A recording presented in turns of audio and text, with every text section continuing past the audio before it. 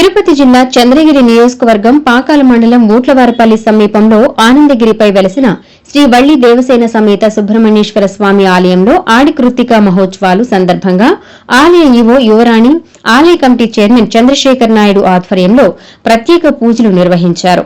ఆలయానికి ఆంధ్రప్రదేశ్ రాష్ట ముఖ్యమంత్రి నారా చంద్రబాబు నాయుడు సోదరుడు నారా సుబ్రహ్మణ్యం నాయుడు విచ్చేశారు.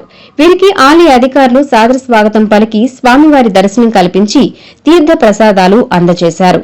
ఈ సందర్భంగా సీఎం సోదరుడు నారా సుబ్రహ్మణ్యం నాయుడు మాట్లాడుతూ, ఎంతో మహిమ కలిగిన స్వామి, కోరిన కోరికలు తీర్చే దేవుడు శ్రీ వల్లి సుబ్రహ్మణ్యేశ్వర స్వామి అని అన్నారు. చంద్రగిరి ఎమ్మెల్యేగా పులివర్తి నారి మరోసారి గెలవాలని కోరుతూ 12 వారాలు అభిషేకం చేశామని చెప్పారు.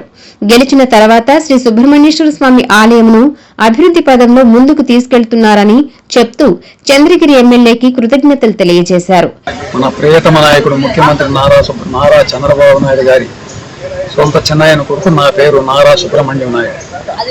గతంలో 40 ఏండ్లుగా సుబ్రహ్మణ్య స్వామి, నేను అప్పుడప్పుడు ఇక్కడ కోర్టులో వర్క్ చేస్తూ వచ్చి అర్చన చేసుకొని పోయేవాడిని.